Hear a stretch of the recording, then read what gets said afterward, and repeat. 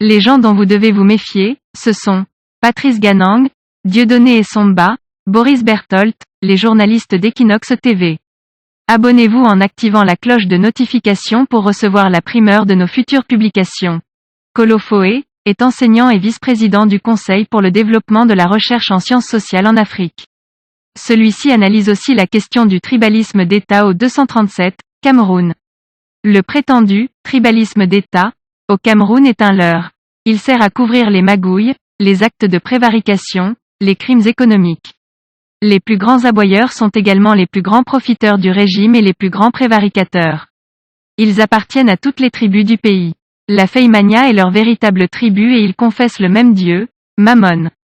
Aussitôt que je l'avais compris moi-même, j'avais immédiatement décidé de ne plus jamais prendre part à un débat sur le tribalisme. Camerounais, détournez-vous de ce débat stérile et dangereux. Apprenez à identifier vos véritables ennemis, ils ne sont pas ceux que vous croyez. Ce n'est ni le Bassa ni le Mundang, ni le Bapa ni le Baham, ni le Bamoun ni le Boulou, ni le So ni le Bakweri. Ils sont de tous les partis politiques du pays, y compris le RDPC. Devinez qui sont prompts à défendre les barons du parti au pouvoir en prison pour détournement de fonds publics, ce sont les militants de l'opposition et les ONG proches de cette dernière. Vos véritables ennemis, ce sont ceux qui privent le pays de l'eau et de l'électricité, des médicaments et des salles de classe, parce qu'ils pensent que l'État est une vache à lait. Vos ennemis, ce sont ceux qui vendent des places à 4 millions francs ou 10 millions francs pour faire entrer un jeune dans une grande école ou pour occuper un poste stratégique dans la fonction publique. Les gens dont vous devez vous méfier, ce sont Patrice Ganang, Dieudonné Essomba, Boris Berthold, Camguin Lelay, Armand Willy, les journalistes d'Equinox TV, Benjamin Zébazé, etc. Vos ennemis, ce sont tous ceux qui, au sein de l'appareil d'État, soutiennent les aboyeurs et les philosophailleurs par divers moyens, encouragement, conseils, marchés publics, financement, postes de responsabilité, etc. Ne vous laissez pas manipuler. C'est là que les données fournies par Chance-Lion sont d'une grande utilité. N'ayez pas la malice de croire que cet homme-femme masqué vise une région ou une ethnie.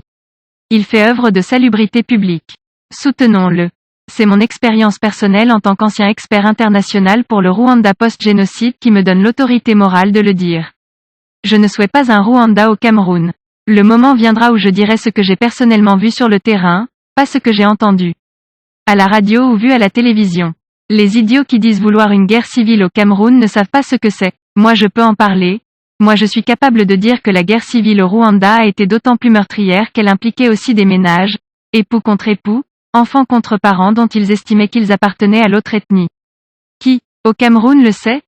Ne laissons donc plus les sauvages et les vatés en guerre monopoliser la parole.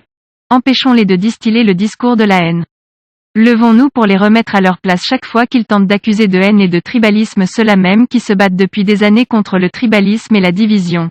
Le disant, je ne suis pas naïf. Je sais que, le moment venu, et lorsque les circonstances leur seront favorables, les extrémistes de tous bords tenteront de les faire taire définitivement. C'est l'Algérie des années 1988 qui me l'a appris. Les extrémistes des deux camps, qui voulaient en découdre, avaient d'abord éliminé physiquement toutes les voix qui appelaient à la paix et à la concorde nationale. C'est une telle attitude qui explique les attaques virulentes contre Méon et Momo, qui sont par ailleurs de grands amis dans la vie. Camarades, continuez votre combat. Le peuple est avec vous. Aux Camerounais, je voudrais encore dire ceci. N'ayez pas la tentation de détruire votre État. Wolf a dit, il faut cesser de taper sur l'État, car, dans une société moderne, l'État, c'est la civilisation. Dans l'Antiquité, Cicéron avait déjà averti, un État doit être constitué, en effet, de telle sorte qu'il dure toujours. Il n'y a donc pas pour lui, comme pour l'homme, de fin naturelle.